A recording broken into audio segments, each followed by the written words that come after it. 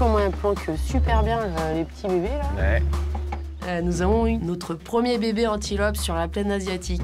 Du coup, c'est très important d'aller voir si notre petit bébé cervical a bien passé la nuit et si tout va bien. Parce que là, le plus compliqué, c'est de le localiser. Je les vois d'en face. Ah, tu le vois, le petit, Le là petit, je le vois juste en face, là.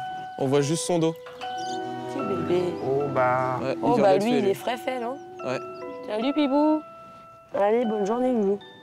Barbara, tu me reçois, Barbara?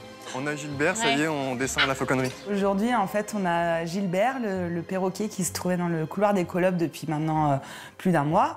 Et ben, du coup, en fait, il descend à la fauconnerie. Ça va? T'es arrivé dans ta nouvelle maison? Bon, on est toujours content de recevoir un nouvel oiseau sur notre secteur. C'est le truc qui fait plaisir à tout le monde, donc, et heureusement, sinon, il faut changer de métier. Hein. Est-ce que tu veux monter, mon Gigi? Oh, regarde, il connaît sa maman. Ça, c'est trop... Le Gigi, il est chez tu me donnes lui. des frissons, Barbara. Il fait confiance à Barbara et c'est super beau, en fait, de voir il est content qu'on le libère et de retrouver sa maman de substitution.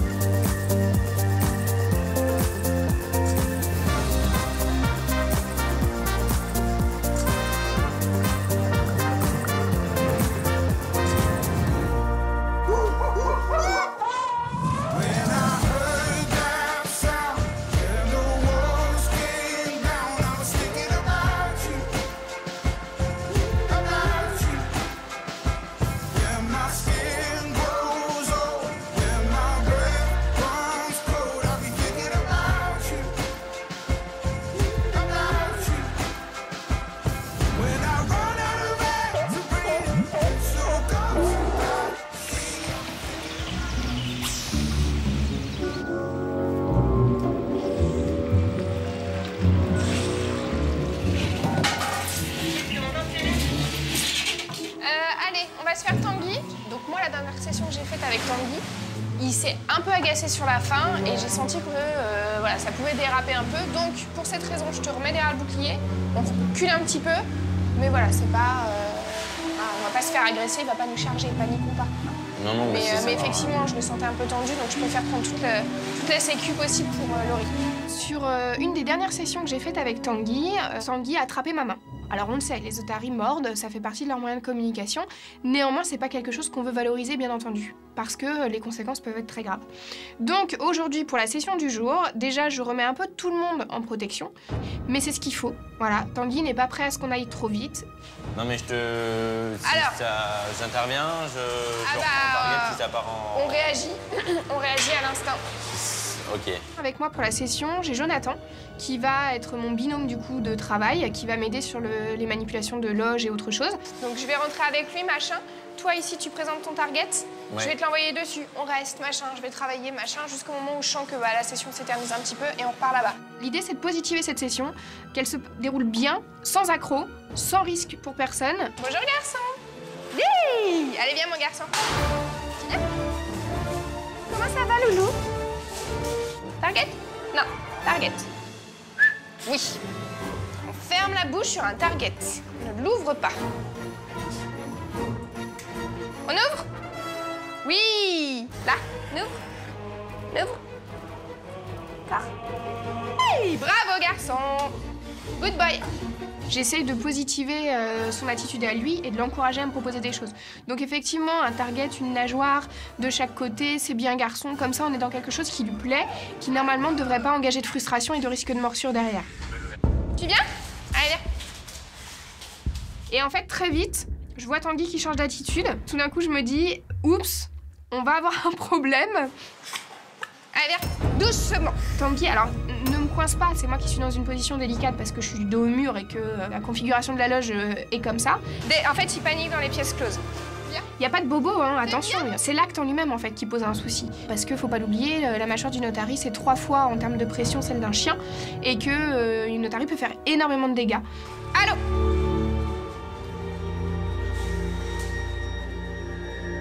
J'arrive à le remettre à l'eau, alors la méthode elle est lambda, hein, elle est complètement basique. Je prends du poisson, je jette à l'eau, tant qu'il y va, je ferme. Il n'y a pas le choix, de toute façon là il faut que ça se termine assez rapidement. On va pas non plus éterniser le truc. Piche, tu me reçois, Piche? Donc moi j'appelle Piche parce que c'est pas anodin et que ouais non c'est grave en fait. Tu peux venir au complexe du coup? Bien sûr. Merci.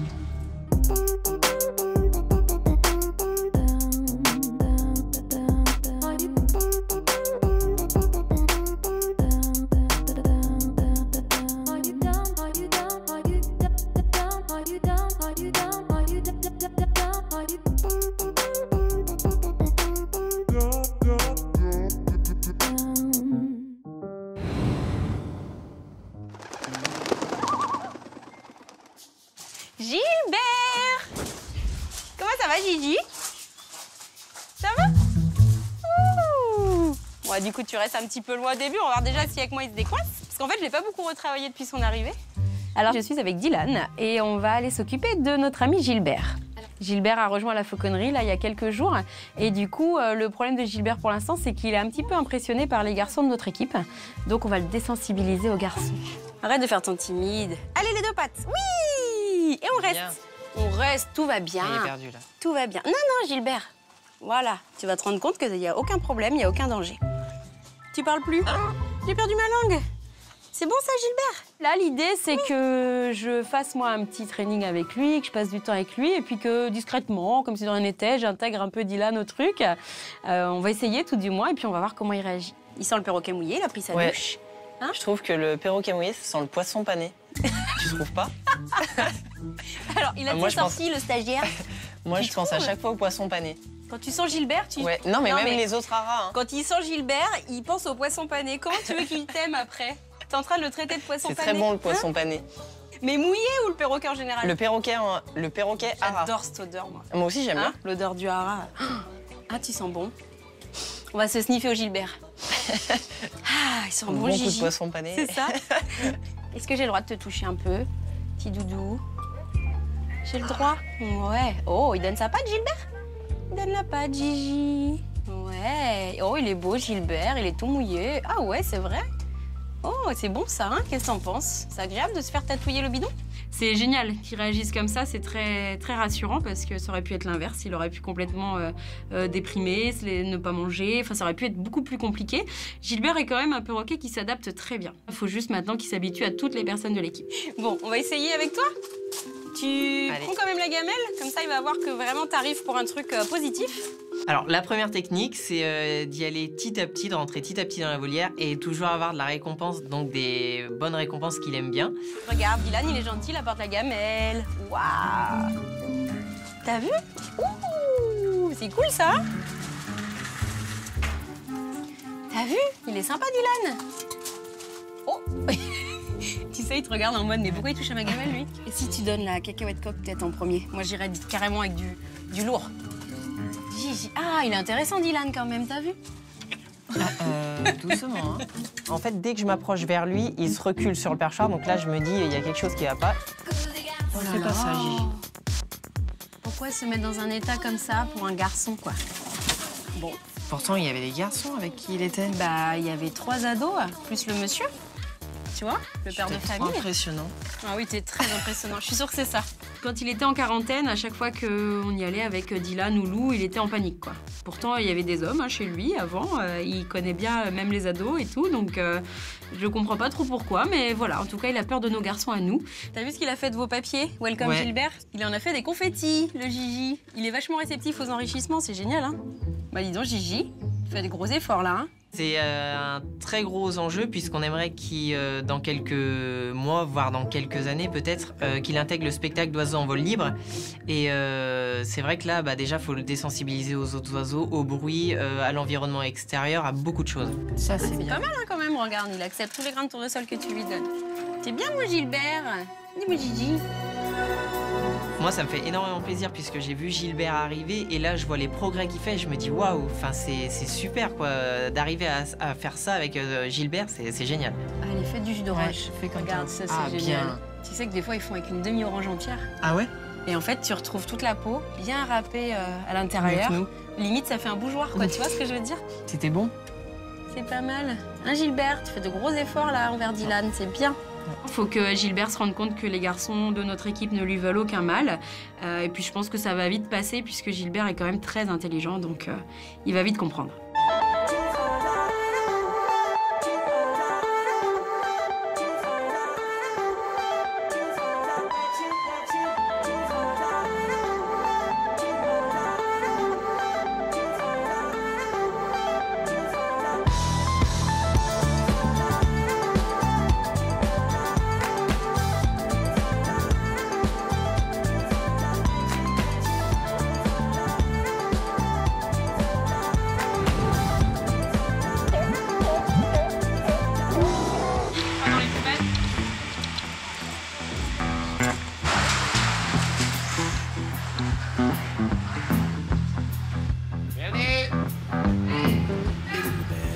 Eh ben, on est dans la mouise.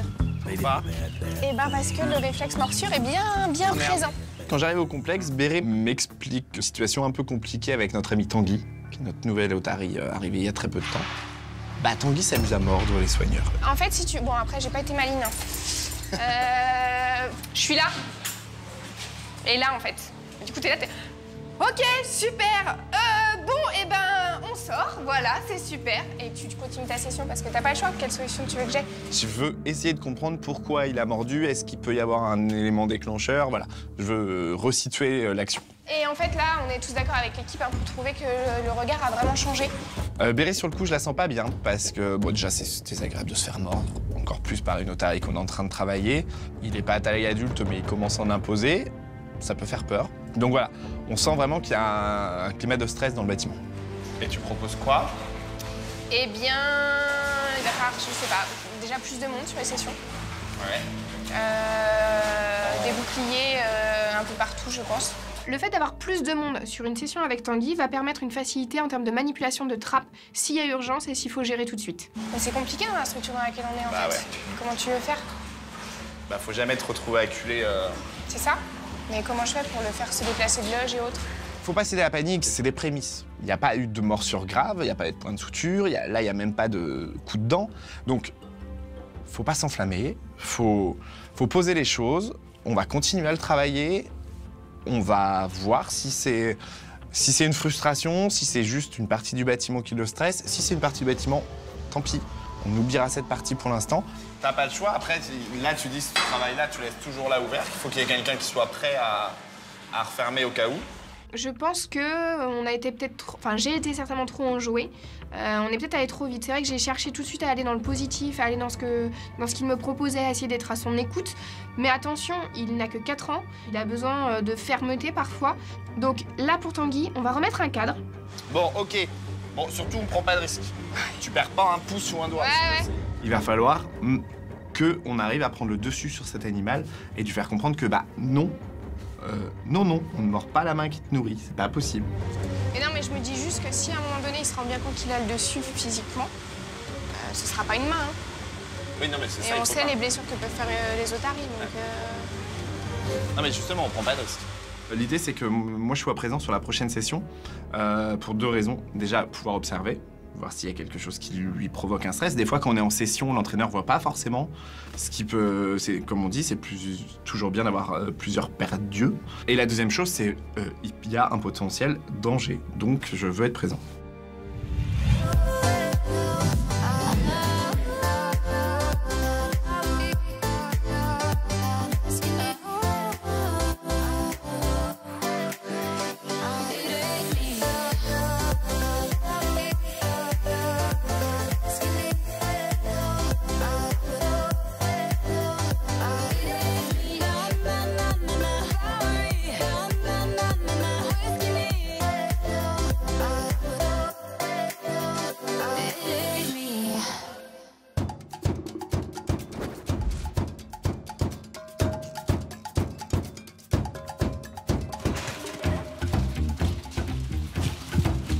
Cet après-midi, Sab m'appelle, un peu en urgence. On a une naissance de cervicap sur la plaine asiatique. Bah, moi, je suis arrivée, il tombait, je pense. J'ai une femelle cervicap qui vient de mettre bas, en plein milieu de l'enclos. Mes rhinocéros sont dehors et il fait 40 degrés. Et disons, Bali, on joue pas au foot avec les petits. Un bébé cervicap, c'est un jouet. C'est un drôle de jouet pour un rhino. C'est quelque chose qu'il ne connaît pas, donc forcément, il va aller voir. Mais bébé cervicap, né de rhino.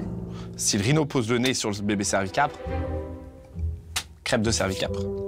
Et on va pas mettre bébé cervicap en danger, donc voilà. On rentre nos 2 amis rhinos et on va voir sur la plaine ce bébé cervicap, voir si tout va bien. Petit vivou. Petite crotte. C'est vrai, petit Bah, j'espère qu'il va bien, parce que là, Bali, il était dessus. Et là, j'ai ma petite crotte qui est toute trempée encore, qui a les oreilles qui ne tiennent pas. Et il est trop mignon. Du coup, on peut le prendre, là, faut le pousser. Ouais, je vais le pousser. Ça va ou pas? Il t'a pas écrasé, le gros rhinocéros? Non, ça a l'air d'aller. Oh, c'est bon. Tout va bien. Sur les bébés antilopes, en général, on essaye d'intervenir tout de suite. Tout simplement parce qu'après, une fois qu'ils vont réussir à se lever, à marcher correctement, on est incapable de les approcher. Donc, il faut qu'on aille tout de suite le pucer pour l'identifier et le sexer. Oh, dis bien, c'est une petite pépette. Super. Bien. C'est chouette, on a notre première petite femelle. Voilà. On est trop contents. On te met une puce et puis après, on te laisse à ta maman. Tiens, c'est ça. C'est hyper vif. Il est déjà très vif, hein. Il tape déjà des patounes. Donc on essaye de prendre l'antilope correctement pour bien prendre la peau et glisser la puce sous la peau. Alors, la puce, c'est un petit implant, en fait, minuscule. C'est un peu sa carte d'identité. C'est ce qu'on appelait le tatouage avant chez les chiens et les chats. Bah, maintenant, ça a été remplacé par ces petites puces. Bon, allez. Très bien. On enlève Penard pour sa famille. De toute façon, on laisse tout le monde enfermé. On va observer. Et on s'en va vite, en fait. C'est pas qu'on veut pas en profiter, c'est qu'on veut que maman revienne rapidement. Donc, voilà, on prend tout de suite le large et on va observer ça de l'extérieur de l'enclos. Non, y a rien, c'est pas vrai, y a rien. Mais si, dans le rocher. Oui, mais là, elle est en train de faire croire au prédateur qu'il y a rien. Ah oui, mais on voit le petit. Enfin, Oui, entre les 2 rochers, il est. c'est ça, c'est ça, ok. Toi, genre là, elle l'a vu. Eh ben, c'est cool. Ouais. On a l'air d'aller bien, hein, on verra bien. Oui. Regarde. C'est hallucinant, ces animaux. Mais tu le vois à peine, je trouve ça trop drôle. Entre nous, un bébé antilope, c'est quand même trop mignon. C'est des mini Bambi. Pour être amoureux des herbivores, en plus, c'est juste trop chouette. On a hâte de le voir gambader sur la plaine. C'est vraiment trop mignon, les bébés antilopes. Bah, vu à côté de la tête d'un rhinocéros, c'était ridiculement petit. Ok, je peux y retourner, il n'y a plus personne. Allez, va rassurer ton petit. Allez. Super. En fait, on voit un peu le manège de la mer, qui est assez bluffant parce que je pense qu'elle ferait comme elle ferait une mère en milieu naturel. C'est-à-dire qu'elle s'approche de son petit, mais tout doucement. C'est-à-dire qu'elle va elle va marcher d'abord en périphérie, à plusieurs mètres, puis petit à petit, elle s'approche, elle s'arrête, elle regarde. En fait, je pense qu'elle fait attention à ce qu'il n'y ait pas de danger, de prédateur. C'est spé quand même. Ah oui, elle l'a vu là quand même, pourquoi il va pas? T'es sûr que c'est bien le mien? Ouais, c'est ça. Est-ce que c'est vraiment le mien? Est-ce qu'ils n'ont pas échangé, quoi? Bon, en fait, tu t'aperçois qu'ils sont toujours flippés de tout, quoi. Elle s'assure que la voie est libre, en fait. Elle regarde vraiment, hop, elle fait le sentinelle, elle s'assure que la voie est libre. Et une fois qu'elle est sûre d'elle, hop, elle va le chercher. Ah bah la mère, elle y retourne, non? Mais en fait, elle est en train de lui dire de se lever. Bon, je sais pas ce qu'elle lui dit. Idbo, allez! Ah ouais, trop bien. Allez, bébé! Ah, génial. Voilà, maman, elle a retrouvé. Lui commence quasiment directement à marcher, c'est ça. Ça, c'est aussi assez fou chez les antilopes. Et il cherche directement à téter, en fait. C'est un des premiers réflexes. Donc c'est un beau spectacle. Bah là, clairement, c'est pour ces moments-là qu'on fait ce métier. Il y a plein d'autres choses dans notre métier, mais c'est un peu le petit plus, la cerise sur le gâteau d'avoir ce genre de naissance et de comportement devant nous. On est fans.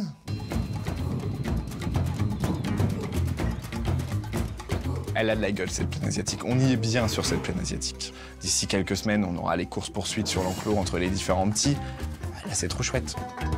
Et mon Axis, tu vois comment il se la pète, là, au milieu, là? Il reste un petit à Ah, il est là-bas, le petit, le deuxième. Il est dans le truc du milieu. Le grand? Ouais, tu vois le grand arbre? Le plus gros arbre, le plus gros trou. 15 ans de métier tous les deux et on est toujours gaga, quoi. C'est des belles émotions en fait. C'est un petit nouveau qui arrive sur la plaine, nos femelles qui mettent bas. Ça veut dire que le groupe il passe, tout va bien.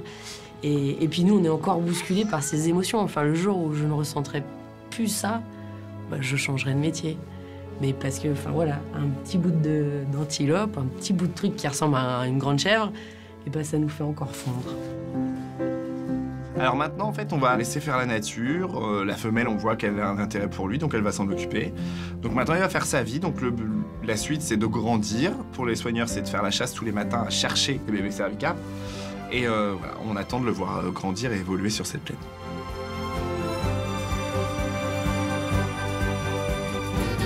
The big stuff. Who do you think you are, Mr. Big Stuff? You're never gonna get my love. Now because you wear all those fancy clothes. Oh yeah. And have a big fine car. Oh yes you do now. Do you think I can afford to give you my love? Oh you think you're higher than every. Eh ben allez. On a tout, verre de farine. T'as fait la balance? Ouais. On prend le quoi? Le repose? Ouais, c'est mieux, ouais, t'as raison. Je rejoins Paul aux coulisses puisque on va aller faire la pesée des suricates. J'ai eu un enriche ce matin, donc je sais pas comment ça va être. Ça avait l'air propre là tout à l'heure. Alors en général, on va peser nos animaux pour avoir des courbes de poids, quelque chose de suivi pour pas qu'ils soient obèses, tout simplement pour leur bonne santé. Donc voilà, c'est la première chose à laquelle on pense quand on va peser nos animaux. Tout l'honneur. Pour les peser, il suffit de les faire rentrer dans une petite boîte et puis de porter cette boîte et la poser sur la balance. Donc en soi, ça paraît simple, sauf que les suricates ne sont pas toujours coopératifs. Pour les appâter, on prend forcément ce qu'ils aiment le plus, hein, des verres de farine. Donc on met nos petits verres et puis de là, il y en a toujours un qui veut rentrer dans cette fameuse boîte. Si, je crois. Ah, voilà, parfait. Une fois qu'ils sont dans la boîte, on ferme. Et donc le temps qu'il ait occupé, ce petit suricate, à manger ses 2-3 verres de farine à l'intérieur de la boîte, et ben là, on peut le peser plus ou moins facilement. 860. Ok. Donc lui, je pense que c'est Target, mais c'est bizarre que Poire ne vienne pas. Là, si, c'est lui. Hein. À ma grande surprise, il a repris du poids. Allez, Poire, on t'a déjà pesé. Après, tous ne viennent pas de la même façon, donc il faut essayer de repérer nos individus, ceux qui viennent bien, ceux qu'on a déjà passé à la balance.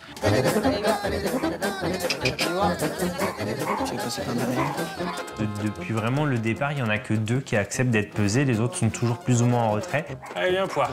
Poire, allez, Loulou, regarde. Poire, tout simplement parce que quand on a recommencé cette pesée, il était en forme de poire, il était un petit peu gras. Voilà, c'est bien ça, Loulou. Super. Allez, viens. Doucement, mais sûrement. Voilà. C'est bien. Allez, on y va. Allez, Poire. Target. Non. C'est presque un jeu de stratégie, oui. Voilà. Super. Bon, allez, hop. Bon, il n'y a pas assez de chiffres. Il a regrossi. Ils ont repris un peu du poids, donc là, Geoffrey en profite pour me mettre un petit tacle. Ah, je les laisse à peine une semaine et ils ont déjà grossi. Donc, effectivement, là, je ne peux qu'acquiescer. Donc, voilà, ça nous fait une petite piqûre de rappel et on va reprendre ça plus sérieusement. Doucement. Oh là là. Les casse-coups. Je pense que si eux ont repris, forcément, les autres ont repris. Hein, ils mangent tous pareil. Donc, il va falloir revoir ça, revoir le régime alimentaire. Est-ce que... Attends. Vas-y. Target. Poire. Viens, Loulou. Viens là. Allez, Poire. Viens là. Voilà. Allez, encore. Allez. Ouais, encore. Allez, encore. On se rend compte que finalement, la boîte, si on passait un petit peu plus de temps, on pourrait l'enlever en fait. Donc là, on se regarde tous les deux et on réfléchit au fait que potentiellement, on pourrait leur faire assimiler un target, une petite cible, et qui viennent directement sur la balance en volontaire et qui restent quelques secondes, juste le temps d'avoir un poids à peu près précis. Et du coup, ce serait encore plus intéressant que de les enfermer dans une petite boîte. Allez, Target. Punaise, je m'y perds du coup. Arrête. En tant que soigneur, ça va être très intéressant de mettre en place ce travail-là parce que ça va être quelque chose sur la durée, ça va pas juste être quelque chose de ponctuel. Voilà, on est venu une fois avec Geoffrey, ça nous a bien fait rigoler. Non, là, ça va être quelque chose pour leur bonne santé au final, c'est sérieux. Bon les gars, à partir de demain, régime chacun. Ouais. Allez, à plus tard les gars. Ce matin, je suis sur le secteur nourriture et du coup, je vais au vivarium. Et qu'est-ce que je vois? Plein de bébés boa. On a 2 partout. Il faut les retirer, on les laisse pas avec la maman. C'est parti. J'espère que la grosse mémère elle va être sympa. Généralement, elle est pas sympa. Oui, je sais. Là, c'est le moment où en fait, elle a pas envie d'être énervée, quoi. Enfin, faut pas l'énerver. Ouais, bah oui, bah dis. Non, mais tu crois qu'elle va vraiment me sauter dessus? Attention, attention. Bonjour. Bonjour. Alors, on le sent comment ce matin? Hier, Tanguy a essayé de mordre Béret pendant la session d'entraînement. Tu crois que le bouclier il tient là? Donc, je viens faire le vigile du complexe. On n'est pas là pour te dire. Sinon on va mettre une palette. Béret va faire sa session normale, comme si on n'était pas là. Mais si monsieur décide de faire des siennes, on est présent, au cas où. Ouais, s'il te plaît, remets 2 litres. Merci.